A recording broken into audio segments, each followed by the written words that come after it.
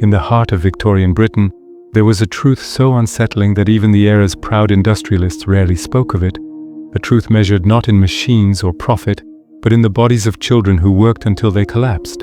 In the mid-19th century, it was not unusual for a child as young as 6 to spend 14 hours a day inside a factory surrounded by deafening noise, choking dust and moving machinery that showed no mercy for small hands or tired minds.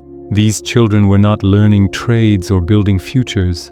They were surviving one shift at a time, often beginning work before sunrise and leaving long after darkness fell. Many never saw a schoolroom, never knew rest, and never reached adulthood. Their labor powered Britain's industrial rise, yet their lives were treated as expendable, replaceable whenever injury or illness made them inconvenient. This was childhood in Victorian factories, a daily existence shaped by exhaustion, fear, and a system that valued productivity more than human life. For child workers, the factory was not just a workplace but an environment that defined every aspect of their development. The air was thick with cotton fibers or coal dust, which settled deep into young lungs that had not yet fully formed, leading to chronic illness and early death. Machines moved constantly, their belts and gears exposed, and children were often assigned tasks that required them to crawl beneath running equipment to clean or retrieve fallen materials. A moment of distraction could cost a finger, an arm, or a life. Yet accidents were rarely recorded with sympathy. Injured children were dismissed without compensation, their families left to manage the consequences alone. Discipline inside the factory was strict and often violent, with overseers using physical punishment to enforce speed and obedience. In these conditions, fear became routine, shaping children who learned early that mistakes were not forgiven, and weakness was dangerous. Home offered little relief from the factory's demands because poverty ensured that work was not a choice, but a necessity. Entire families depended on the small wages earned by children, wages that barely covered rent and food, yet were essential for survival.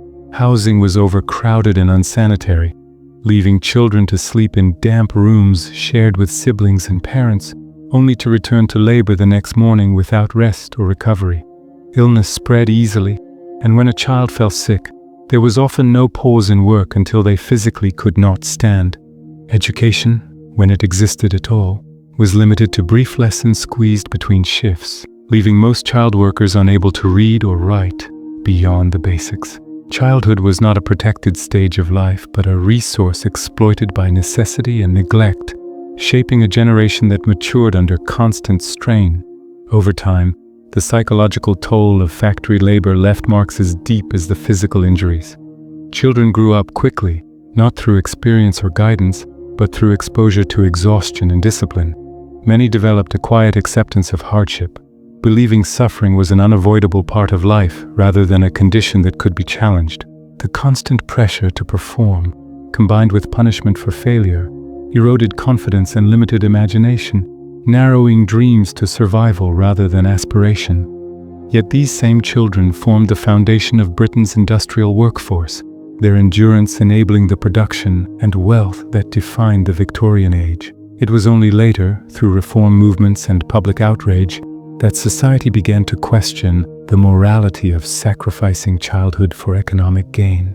The lives of child workers in Victorian factories remain a stark reminder that progress often carries hidden costs, paid by those with the least power to refuse. As public awareness slowly grew, the reality of child labor in Victorian factories became impossible to fully ignore, even for those who had benefited from it for decades. Investigators and reformers began documenting the long hours, the injuries, and the exhausted faces of children who had never known a life beyond the factory walls. Their reports revealed patterns that shocked the public, showing that many children were physically stunted, mentally drained, and emotionally detached before reaching their teenage years. These findings challenged the popular belief that factory work built character or discipline, exposing instead a system that consumed youth and left little behind. Change did not come quickly, and early laws were weak and poorly enforced, allowing many factories to continue old practices under new rules. For the children themselves, reform arrived too late, as their bodies and minds had already been shaped by years of relentless labor. Looking back, the story of child workers in Victorian factories is not just a chapter of industrial history, but a lesson about how societies define value and responsibility. These children were not invisible. They were seen daily, yet their suffering was normalized by economic necessity and social indifference. Their lives remind us that exploitation can exist openly when it is woven into systems of progress and profit. The eventual decline of child labor did not erase the damage done, but it marked a shift in understanding, recognizing childhood as a stage worthy of protection rather than consumption. The legacy of these young workers lives on in labor laws and social reforms built upon their experiences and sacrifices. Their story endures as a reminder that behind every era of growth lies a human cost, and that the measure of progress is not only what is produced, but how those who produce it are treated. Even after reforms began to limit the most extreme abuses, the daily reality for many child workers changed little in the immediate years that followed, as enforcement lagged far behind legislation. Factory owners found ways around age limits, falsifying records or redefining tasks to keep children employed, while inspectors were too few and underpowered to challenge powerful industrial interests. Children continued to wake before dawn, their bodies already exhausted from years of labor, returning to machines that had shaped their posture, their health, and their expectations of life. For many, the idea of a different future felt abstract, almost unreal, because survival had always required submission to routine and authority. Even those removed from factories often entered other forms of labor, carrying the same physical damage and limited education into adulthood. Reform promised protection, but recovery was rarely possible for those whose childhoods had already been consumed. In later generations, the memory of child labor became softened by distance, often reduced to statistics or moral lessons, yet the lived experience was far more complex and enduring.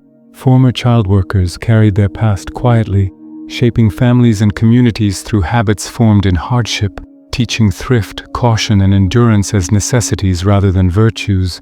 Their stories, when told, revealed not only suffering but resilience, a capacity to endure conditions that should never have existed. Victorian factories eventually modernized, and childhood slowly gained recognition as a time for growth rather than labor. But this transformation was built on the experiences of children who had no such protection. Their lives remind us that history's progress is rarely clean or immediate, and that improvements often arrive only after damage has been done. The story of child workers in Victorian factories endures because it forces us to confront uncomfortable truths about how easily innocence can be sacrificed when systems value output over humanity. By the time Victorian Britain began to look back on its industrial childhood with regret, many of the former child workers were already worn down by lives that had never allowed recovery. Years of repetitive motion and hazardous exposure followed them into adulthood, limiting their ability to work and trapping them in the same economic class they had entered as children. Opportunities for advancement were rare, not because of a lack of effort, but because years spent in factories had replaced education with endurance. Many struggled to adapt to a world that slowly began to value schooling and skill, feeling left behind by changes that arrived too late to help them. The factories had taught them obedience and speed, but not choice, creativity, or security. This gap between reform and lived reality revealed how deeply early exploitation could shape an entire lifetime, long after the machines had moved on. In the broader sweep of history, the lives of child workers in Victorian factories stand as a quiet foundation beneath modern labor protections. Their suffering forced society to confront the limits of progress driven solely by profit, showing that economic growth without ethical boundaries creates damage that echoes across generations. Laws restricting child labor did not emerge from compassion alone, but from undeniable evidence written into broken bodies and shortened lives. Today, their story serves as both a warning and a responsibility, reminding us that exploitation often hides behind necessity and normalization. These children did not choose their roles in history, yet their experiences reshaped it, pushing societies toward a clearer understanding of dignity and care. The legacy of child labor in Victorian factories endures not because it is distant, but because it continues to ask whether progress is truly progress when it demands the sacrifice of those least able to refuse. As industrial Britain moved toward the end of the Victorian era, the voices of former child workers faded into the background, overshadowed by narratives of innovation and national success. Yet their presence remained embedded in the workforce, in the factories, mines, and workshops, staffed by adults whose bodies had been shaped by labor since childhood. Many carried chronic pain, respiratory illness, and limited mobility, conditions that were accepted as personal misfortune rather than recognized as the long-term consequences of early exploitation. Society advanced, but it did so unevenly, leaving behind those whose lives had been spent fueling progress before protections existed. The transition toward improved labor standards did not erase these inequalities. It simply ensured they would not be repeated in the same way. For those who had lived through factory childhoods, the idea of justice felt incomplete, as acknowledgement rarely came with support or repair. The story of life as a child worker in Victorian factories remains essential not because it belongs to the past, but because it reveals patterns that continue to appear whenever economic pressure overrides ethical restraint. These children were not exceptions. They were central to the system that built modern industry. Their labor normalized until its consequences became impossible to deny. Remembering their experiences challenges the comfort of progress narratives and forces a deeper reflection on responsibility and power. History often celebrates what was achieved, but the lives of child workers remind us to ask how it was achieved and at what cost. Their endurance shaped reforms, their suffering shaped awareness, and their legacy continues to influence how societies define childhood, labor, and human worth. In reflecting on the long shadow cast by Victorian child labor, it becomes clear that its influence reached far beyond factory walls and into the moral framework of modern society. The experiences of these children quietly reshaped public understanding of responsibility, forcing later generations to recognize that economic systems are human creations, capable of harm as well as benefit. Their lives demonstrated that exploitation does not always announce itself as cruelty, but often hides behind routine, necessity, and silence. The slow shift away from child labor was not a single act of reform, but a gradual awakening driven by accumulated evidence of suffering that could no longer be dismissed. Each shortened life and damaged body added weight to a growing realization that progress required limits and accountability. This recognition marked a turning point, redefining childhood as a stage deserving protection rather than productivity. Today, the story of child workers in Victorian factories endures as a reminder that history's most important lessons are often learned through hardship rather than intention. These children did not benefit from the reforms their suffering inspired, yet their experiences helped shape a future that sought to prevent similar exploitation.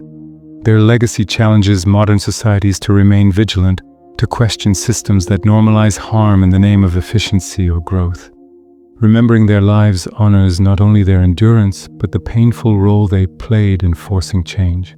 The quiet strength of these children who labored without choice or recognition continues to speak across time, urging each generation to measure progress not only by innovation and wealth, but by how carefully it guards the dignity and well-being of its most vulnerable.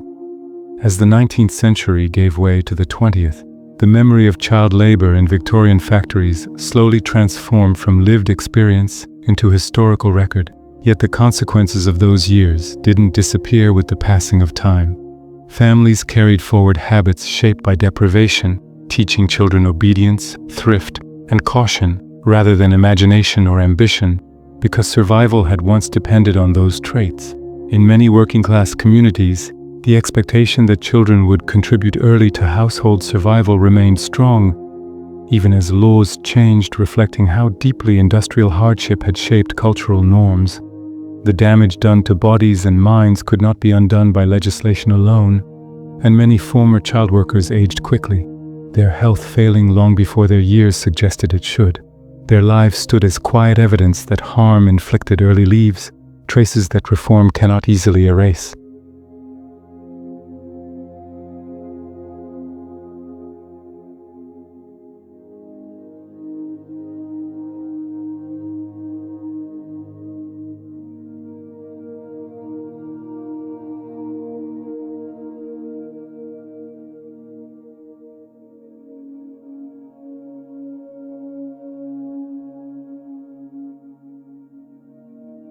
The full story of life as a child worker in Victorian factories ultimately forces a confrontation with uncomfortable truths about progress and responsibility.